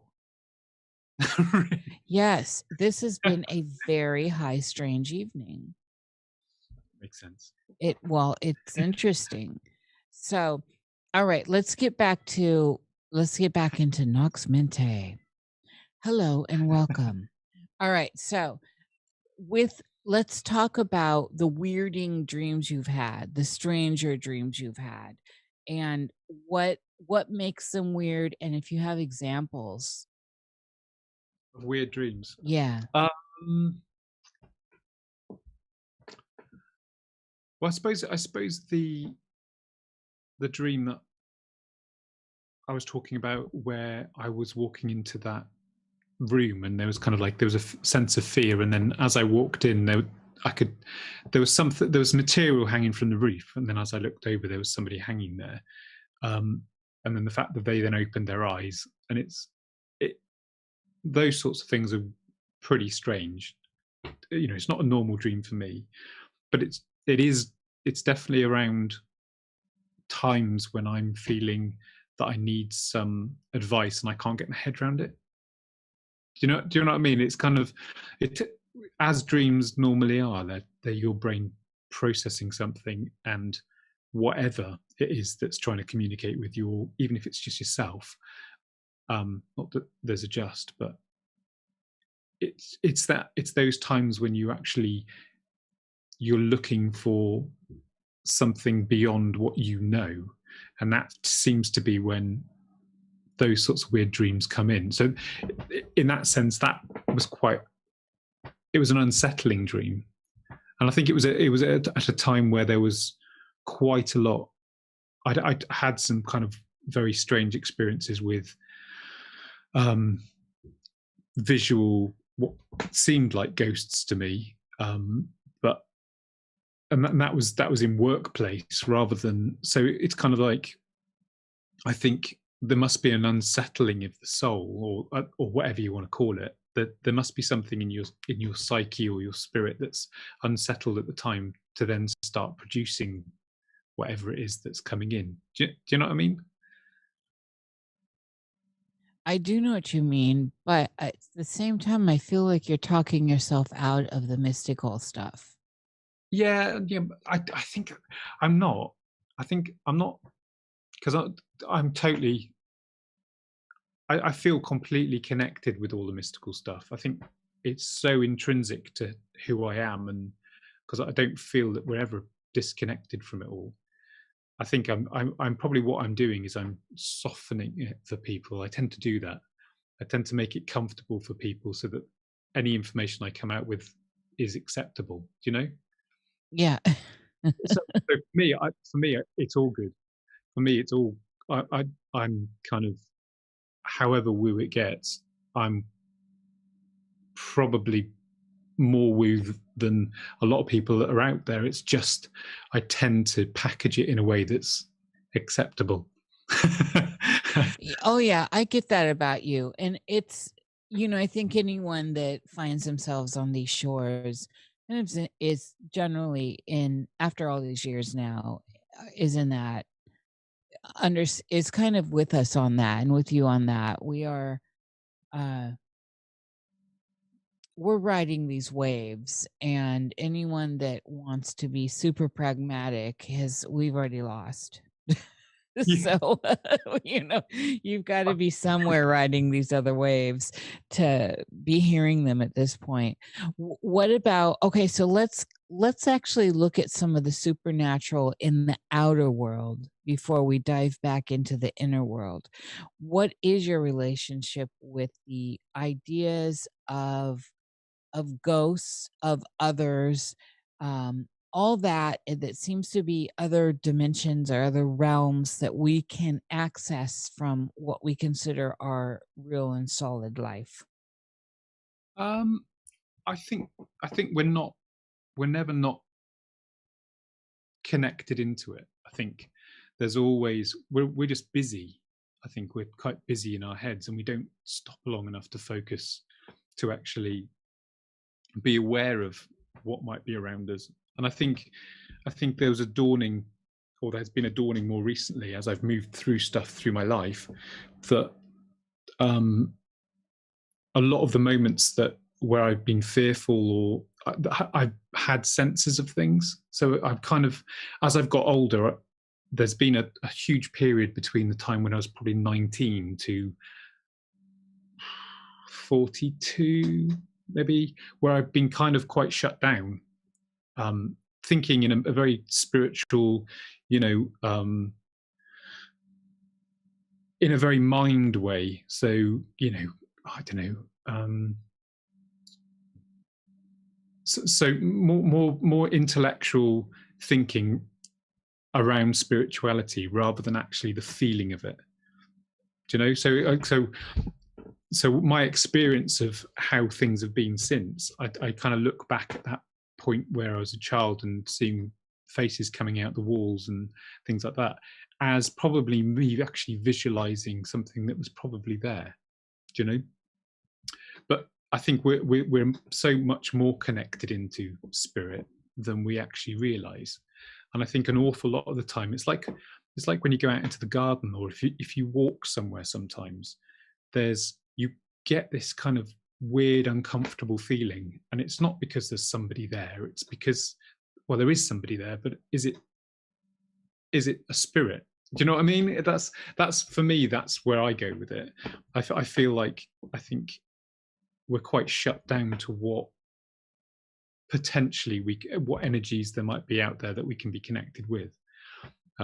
So within me and seeing what I thought was ghosts, I was working at a farm doing sort of hedge work and chainsaw work, and there used to be weird things that go on, like batteries would go flat on tractors and machinery, or phones would go dead as soon as you walked onto the property, and there's just weird things like that going on, until eventually there was an actual visual sort of flash of a face in front of me, which was pretty freaky. And obviously that could just be something in my head, but for me, I don't think it was, because of it's the build up. It's that fear feeling before something actually occurs. It's almost like there's the body's sensing something and it can feel the build up. So yeah, I don't know, within the spirit side of things, I had experiences when I was younger. There was an awful lot of stress going on, as there is in teenage sort of years, and I remember just there was kind of more of a charged energy about myself at that point. And I remembered certain things. A girlfriend I was going out with, probably when I was 15, and it was such a high stress situation that weird things would happen. It's like I'd point at radios and they'd go off, or her grandmother was Polish and she had all of those. Do you remember on Constantine where he's flicking up the little different Christian symbology on it? Those little, yeah, that bit. yes. Well, she had something like that on a necklace in a room, and her grandmother was Polish. I think I've already said that. And I for whatever reason, and we've talked about the whole demoniac thing and on that sort of stuff, but there was a lot of sort of negative energy going on at that point, and I touched the medallion, and once again we could have synchronicity and things just happening, but all the lights went out. It was just like, as soon as I picked this medallion up, everything went off, and then when I let go, all the lights came back on again. And it was kind of, it's little things, nudges, you know, that you kind of just go, okay, that's fairly weird. And it's been in high stress times when, I don't know, I was in town, and it was to do with the same sort of thing. And I punched a lamppost, as you do, because you're silly when you're a teenager. and the light went out, you know. And it's just little synchronicities where energy does your energy disrupt things, do you know? So, you know, we're getting more into the woo now. Yeah, well, it's all woo, really. Exactly. I was curious, you said the flash of the face. Will you give us can you clarify that face that flashed? Like, what was the whole thing? What was going on with that? It was, so the ground that I've been working on, it was like an old derelict house, and the guy had died in the house, and somebody had taken it over. And the guy who died there was taken out on the back of a horse and cart when he went. But there was huge conflict between the two farms either side, I think. And so what happened was, that angst, which has probably been going on for about 100 years, literally that much angst between these different farmers. And there was just a weird energy, and all, you know, this, you'd get the, you know, I was feeling on this place. I don't work there anymore because I was just getting I was exhausted. I'd go on there and I'd be tired out. So I got Dion Fortune's Psychic Defense, and Oh yeah, I love Dion Fortune. Oh, the sea priestess. Jason Miller and all that kind of stuff. Just trying to build some protective thing. I've got that other guy now as well. I can't remember. Draja. I can't remember what his name is. Draja Mikarik. He's got another one as well, which is quite a good one. But anyway, I started doing stuff to try to form some sort of protection over myself, to just kind of give a barrier to whatever was seeming to affect me. And at that point, I was going to see a coven in Cardiff, and so I was looking at joining that, but it was just ended up being too far to travel. Lovely people, but anyway, I was learning about sort of protecting myself on this land. So I gradually was able to put up some sort of bubble around myself, and it was interesting because the farmer would make comments like, "God, those sheep are acting funny. It's almost like something's chasing them." And you'd watch the sheep, and it was like something was going, shoo to them, and they'd all go across the field a bit, and then they'd all look round and they'd be looking at something. And I'd put this bubble up, and at times I'd almost feel like something had hit the side of it, because there'd be like this. I'd almost feel a bit dazed, as if something had kind of knocked into me. But I was obviously getting a bit better at doing that sort of stuff, and I walked over to the farmer one day, and it was a sunny day, and I was all kind of, I was okay. I was quite warm, but he was like, "God, it's really cold today," and there was literally plumes of cold breath coming out of his mouth, and you could see it looked freezing, whereas I was fine. And it was kind of like there was that kind of energy going on. And what happened was I was coming out from there. There'd been kind of something unsettling. It was nearing Christmas time. I think it was either a dark moon or a full moon. It was one or the other. And I'd kind of said, "Oh, I hope you have a good Christmas," or whatever, to whatever was there. Mm-hmm. As I got over this gate, I felt this huge fear thing coming all at once. And as I stepped over the gate, I kind of turned round to actually look back into the farm, and it was like there was a face right up against my face, just on the other side of the gate, and it was literally a screaming head. Oh man! And it was super freaky. But I'd experienced it in other areas of the land, because there's different parts, and there was one moment, because I was clearing willow, because willow breaks and then falls down and then grows and then breaks. Yeah. And there was an area which had just been taken over, so I was clearing all of that. And there are kind of weird kind of connections with spirit and willow. Major. Well, I was sat on a stump, and I was just kind of, I don't know what I was doing, having a cup of tea or something, and I had this huge impression of somebody coming behind me and about to stab me. And it was really weird. It's not something you just suddenly think, "Oh, somebody's about to stab me in the back," but that's what it felt like. And so I was kind of getting a bit weirded out, and I kind of went, maybe I should be saying, because I normally say, "Look, I'm sorry, I've got to take you down, but I've got to clear you." And to the spirit of it, the tree. So I went along to one of the willows which were further down that I was going to have to clear, and I just apologized and said, "Look, I'm sorry, I've got to clear this area." And just as I said it, there was a huge crack in the actual wood itself, so the huge trunk of the tree, but it wasn't, nothing cracked as in it opened up, but there was a huge sound of a crack, so almost like something shifted in it, which was really, really bizarre kind of energies, especially when it's within what you're actually saying. So it's within the time frame that you've said something and it happens. Yes. Oh yeah, the synchronicities are important with the timing. And there were other aspects within the woods where I'd kind of gone to an area. There was another area that I was going to have to clear, which was silver birch, which is kind of I love silver birch.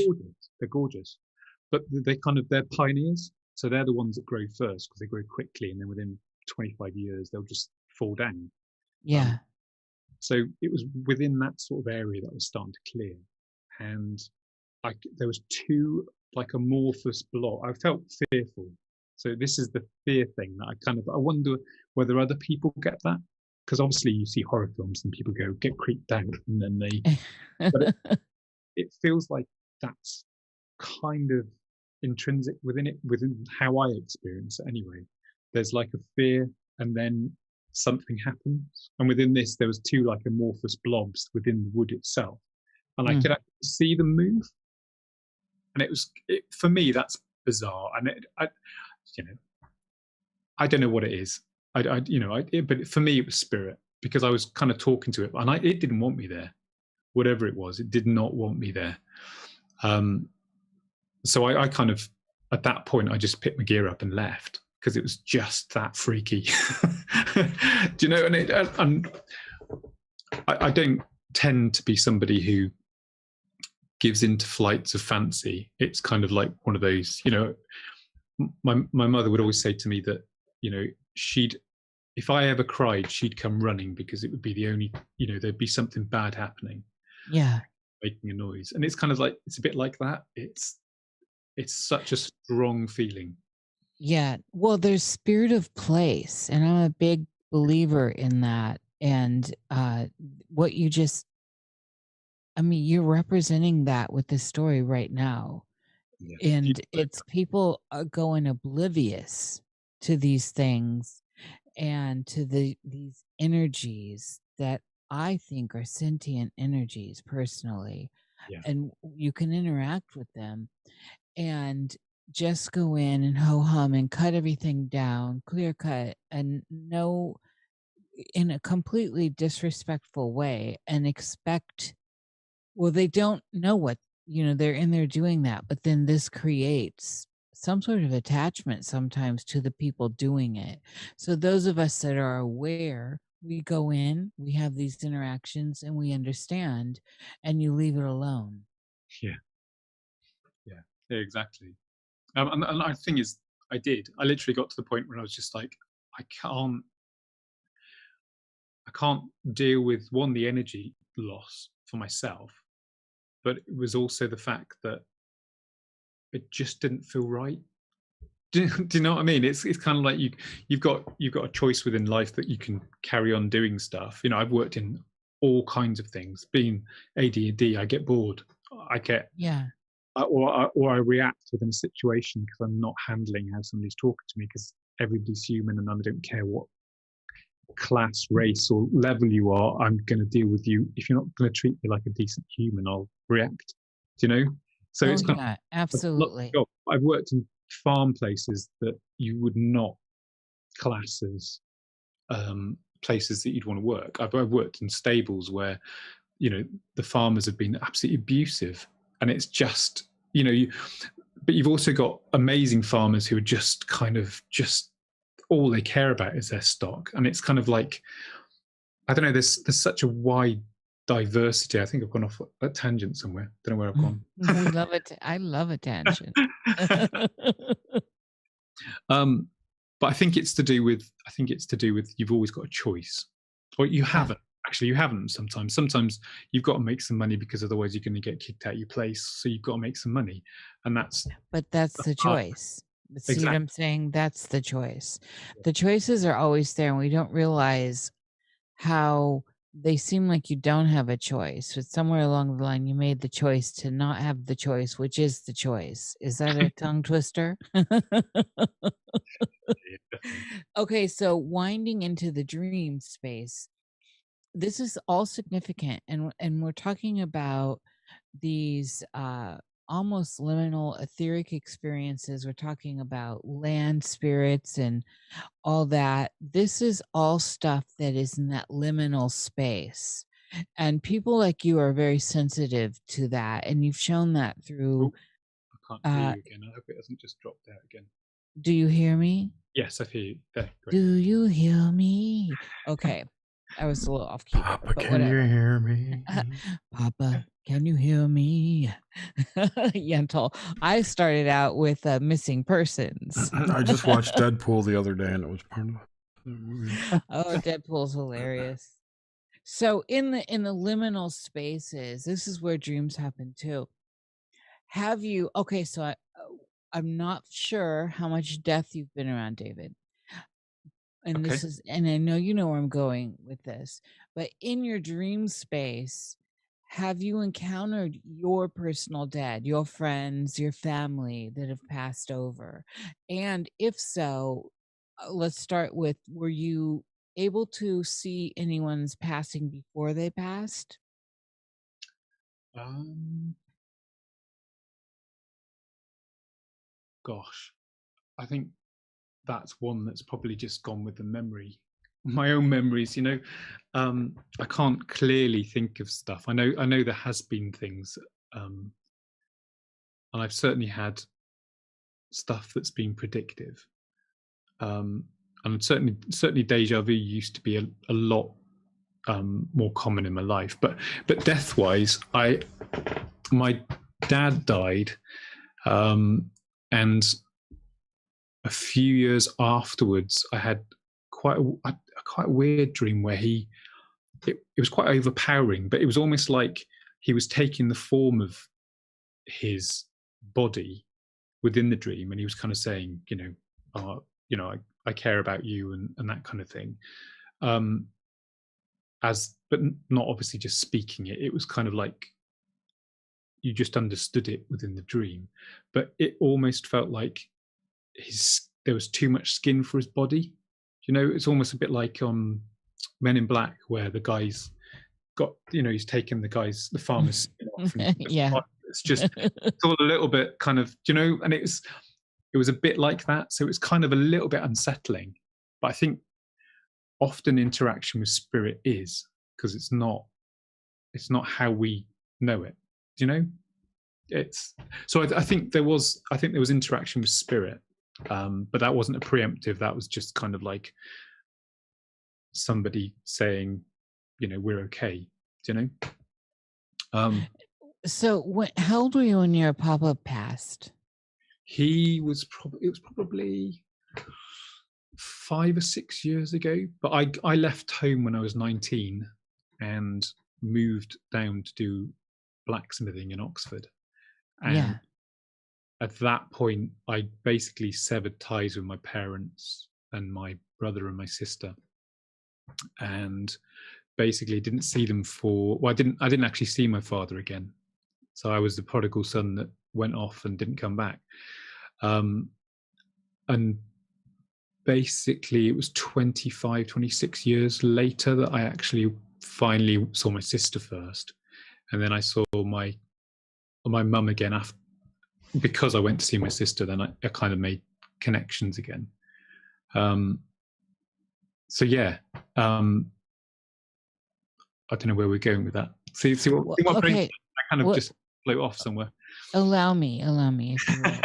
And if this is too sensitive to talk about, then we can move on. Oh God, no, I'm an open book. Okay, excellent. So you parted ways with your family quite early, and then let's just talk about your papa.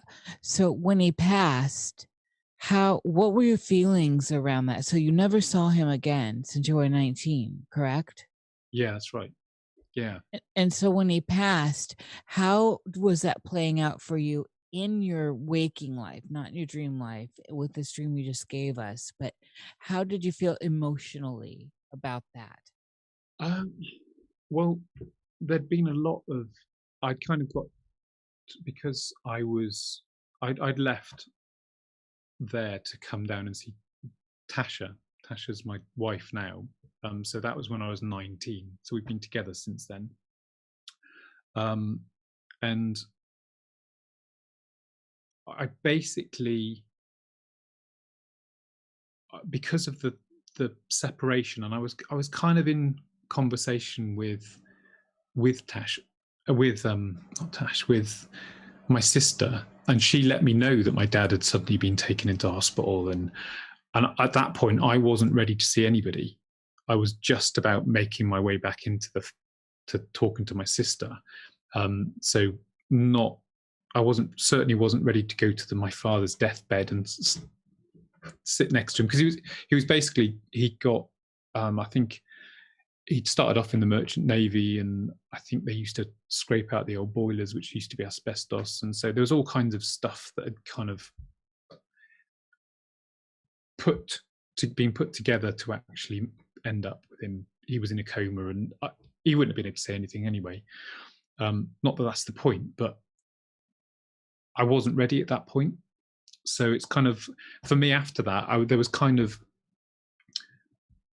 my whole life's been kind of about guilt and shame in some way or another.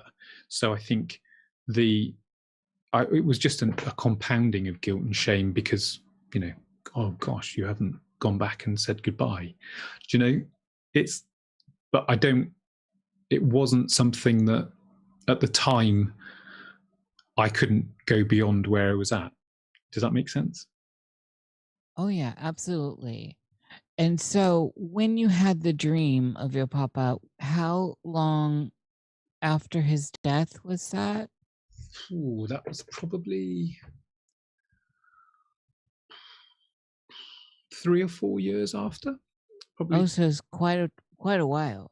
Yeah, because I kind of, there's been a lot other stuff going on because the person that I moved down to be with my wife, but then I was staying with my wife and her mum, and there was kind of like a very unhealthy dynamic there, which then was eventually turned out to be kind of quite a narcissistic relationship, and it wasn't healthy. It wasn't a healthy dynamic. So it's kind of, I think that's where a lot of my stuff about myself got shut down. So I was working my way out of that at the other end. So it was, all of that was kind of going on and unraveling as my dad had died. So it was kind of I wasn't in a place to actually then sort through that as well. Do you know? I think there's levels that you can cope with at a time. Sometimes you just sent loads of it because it's like my dream of seeing somebody hanging out. My brother hung himself when he was 34. So that's quite a few years ago. So it's kind of, there's been death in my family, but I wasn't present for it. You know, my brother had a son, 2 sons, and I don't know them at all because there was such a split in the family that it was just, it was completely separate. So you mentioned, did you have a dream with your brother? I've had feelings of where he's been about. Like I've gone into a room and sometimes there's been a feeling like somebody stood there, and my daughter would sometimes say there's a tall man stood at the bottom of my room. So that I reckon there's potentially somebody visited. It was all within a certain period, and it was many years afterwards. But yeah, that was kind of quite a weird one at the time. Oh yeah, of course. What made you associate that presence with your brother? Just a sense of who he was. My sense of him when he was younger, and he was hyperactive and he'd always be up to mischief. So are you? Yeah, exactly. So a genetic thing as well, because it's passed on from either a mother or a father as well. So it's kind of, and I've got 2 of my children are for definite ADHD, and it's just different way of your brain working. What I've heard is that it tends to be those people that would be around the fire that would hear a crack in the woods, and they'd be the ones that were running off with their spear trying to stop whatever it was that was coming. And that's just how your brain works. You hyper focus. You're always thinking about other stuff. Yeah. There's always stuff going on. I think what's happening to me now, though, I'm getting old, or it feels like it, and it's tiring. I think thinking like that all the time and having so many different things going on in your head, you start to get worn out by it. Yeah. Well, I mean, there's a point, maybe there's actually some sort of balancing going on with you on a spiritual level, where you're working out where your energy needs to flow. We only have so much to work with. Yes, And for sure. so it's all about that balance. So in dreams in general, are you able to recognize what seems like it's not you? So others, and this and the wide range of what others can be. So it can be ghosts, it can be ETs, it can be whatever, but it's not you, where it feels like it's not part of your psyche. Um, I think it's in waking. So if I'm able to remember something when I've woken up, if I've remembered the dream, then I'll get a sense whether I feel like something's communicated with me. Do you know? So whether Yes. that's because I don't really. In some ways, it's all energy. So putting any label on it is just the whole Sasquatch, UFO, all of that sort of stuff, isn't it? It's what is it different? All the different camps will argue separately for each of them, but Yeah.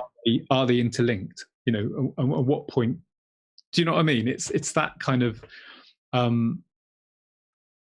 think whatever the energy is, there are times when it's like when artists say, "It didn't come from me; it came from something else. It came through me." Yes. That it's that sense that something's come through you because it doesn't feel part of you. And now, whether that's down to the fact that you limit your own God form, do you know? It's because we're all gods in our own way. We're all divine. So Yeah. it's like the whole thing with the Kabbalah, isn't it? There's that point at the very top where you can't perceive it. Hence why you need God forms, so that you can't perceive the God forms, but at least there's something that's structured. You know, but in the end, it's just all one anyway. So it's that energy essence, I think, that sometimes you just know that for where you're at in your development, your evolution, you're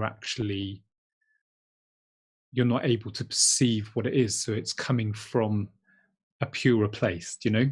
Or not a purer place, but because I think it's dark and light, but do you know what I mean? It's kind of coming through you, but as an essence of something else. Yeah. I know what you're saying. So I'm picking up what you're putting down, David. Okay, so but with that also, there's this idea of out of body experiences through, say, the portal of dream, the OBEs, and astral projection, and all this that could get thrown into the pile. You know, this Sylvan Muldoon and Hereward Carrington, The Projection of the Astral Body. I've got the book there because I just wanted to remember it, because it's a book that I got when I was a kid. Yes, and I have that book, by the way. Yeah, I know. I saw it on your Instagram account. Oh, that's right. Very cool. But that was something that I tried out when I was in that phase of just everything seemed to be happening at the time. And I felt for myself, I felt like I astrally projected at that point, and that was breath, because a lot of that, what it sort of says is to use breath and to count down and go through whatever it was. And for a time, that's what I was focused on. So because I do hyper focus, it was one of those things that I was just on. And then, like anything else, so I get to a point where I'm okay, I've done that, and so I move on to something else, and then stuff, I just forget it all. You know, so I've bought the book again finally. For some reason I got rid of it, but no, I finally got that back in. So I have experienced that projection of spirit, if that's what you want to call it. I think that also working with breath techniques, you'll find a new avenue or portal to assist you in that process. It's quite amazing. And I think everyone's a little different. So definitely let me know what is working for you.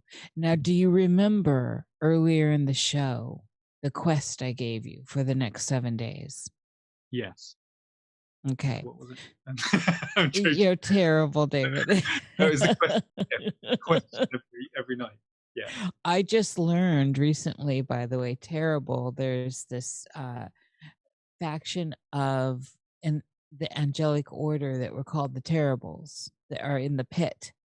And everyone that's kind of following my the Cosmic Salon stuff, I'm trying to pull the angelic order out of the canon and show that they're everywhere, and they've been everywhere, not just in Middle Eastern tomes and Solomonic magic and all that. They're everywhere. But I'm fascinated now by the Terribles that are angels, angelic beings that were on the side pit. There's just this whole thing. And so now when I say you're terrible, I've become conscious that this is an angelic order. This stuff is so intertwined. I'm so fascinated by it all. Yeah. So I guess But as it's the balance, isn't it?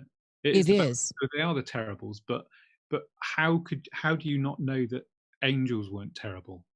Oh, well, if you listen to my Gary Wayne stuff, I mean, there is absolutely, they're everywhere. They actually, our whole outer world is set up in their, I mean, if you just look at the names of them, the principalities, the powers. They're demons. Whatever, well, everything's demons, yes. You can pull them out, and they're the fallen gods, they're the fairy, they're modern day reptilians. They go back to Sumer, they go back to Göbekli Tepe, they're in Egypt, they're everywhere. Of course, they're in the canon, the Bible, they're everywhere. And it's this order of magical beings that I'm interested in right now. And so I'm deep diving it. But maybe there's three of us just chatting that are those terribles as well. Maybe we're the terribles too. Well, you know, I like where you're going with that, because it's always wise to look at yourself first before you point. Look, you know, sense of divine. Do you know, it's the whole sense of divine. It's like we separate ourselves and put ourselves into work. We're just little humans. But yes, are we just a physical presence of that? Do you know? It's like sock accounts, right? Are you making fun of my sock accounts? Jerry, you are the king. So, okay, as we get close to wrapping here, I want to get your ideas, David, on what do you think death is? What's going on with that? So when I'm asking this question, it really is relevant to what you think life is. These are interconnected states of consciousness, obviously. So where are you with all that? I think I think life is growth, and I think life is us moving through stuff. The cat's arrived. Sorry, there's a cat next to Jerry. Jerry. Yeah, she just showed up. Yeah. The cat, the litter box was malfunctioning earlier. It just was all part of it. I think life is something that we're all going through, but it's kind of like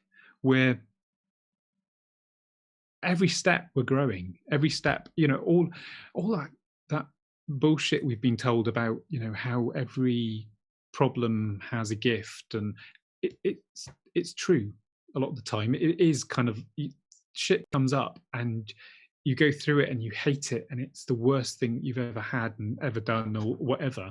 But when you're through it, you can still look back and it's the worst thing that you've ever done and whatever, and ignorance was bliss, and let's go back before then.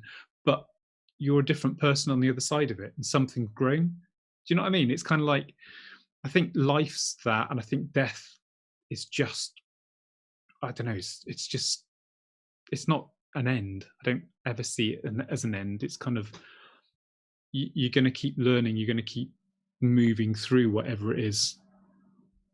I don't know. That's, I've got no answer to it. I just think we're trying to grow as souls, really. Does that make sense? Yes, and that's an honest answer. And I feel like there are no real answers.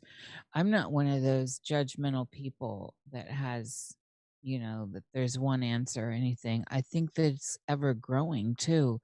The more we engage in our experiences and allow the experiences to unfold, the more it changes the landscape of our life. Therefore, it also changes the landscape of our inner life, which includes the dream realm. Definitely, definitely. And I think that's that aspect of the dream, because people kind of just pass it off. They don't recognize that there's so much learning going on in your sleep time, and you can bring that into your waking time. Whether you're supposed to, I don't know, but I don't think life's that black and white. No, not at all. And everything to me with people is case by case. That's why I don't draw conclusions on whole groups, And of course, we're seeing a lot of that scariness. So I'm wondering if we had any questions, Jer. I have one from Rivers. And she wanted to know what you thought about Scanda Vale, if you've been there. She used to live in Pembroke. Scanda Vale. I don't think I've been there. If it's in Pembrokeshire, then Pembrokeshire's got a lovely rough coastline, so it's Pembrokeshire's just lovely anyway. I don't know about Scanda Vale itself. Apparently Oswald had a question, but I have no idea where it's at. Jerry, you always do that to Oswald. Because he asks questions like right in the beginning and I lose them. You gotta write them down, Daddy. I didn't see it, otherwise I would. I grabbed Rivers from before. Don't fuck with me tonight. Like oh, jeez. Oh, Lord. Rivers says it's in Lampoussin? Lampoussin, yeah. Yeah, I may have been through it, but it's not clocking. I've never been any good at geography. I used to sky the lesson all the time because I just thought it was so boring. Sorry. No sorries. Yeah, so Oswald hasn't, I think he's gone. So I apologize, Oswald. Anyway. You can DM him on Discord and apologize. Nah, I don't think so. So this has been lovely, and what a strange Nox Mente this has been, from the weird technical stuff at the beginning to your technical stuff. It's been great talking to you both. You're just lovely people. Nice to talk to you. Likewise, thank you very much. Yeah, we adore you, and you're definitely part of the family here. Likewise. Thank you so much for staying up late. That's really awesome of you. Yeah, what time is it? It is 4:04 here. Yeah, 4:20. It's 4 in the morning there. Yeah. So you're well into the witching hour over there. Mm-hmm. Completely. Oh, I got a question. Go on. What's your favorite dream? Favorite dream?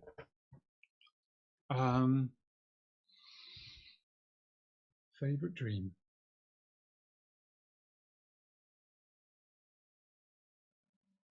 I don't know. Okay. That's a hard question. I wouldn't even know how to answer that. I don't know about I don't do favorites, but such a good dream. But yeah, for me, favorites would have to be like with the wet dreams. All right, I've got a follow up here since you can't answer that. Have you ever seen a UFO? Oh, another. We once, when I was 10, my dad used, because he was in the Navy, he used to get photographs from the NASA. He got a load of photographs from one of the American fake. I'm sorry.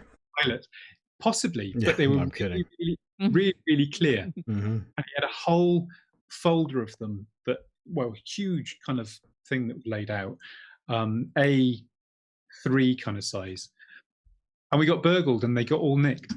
Oh, really? That sucks.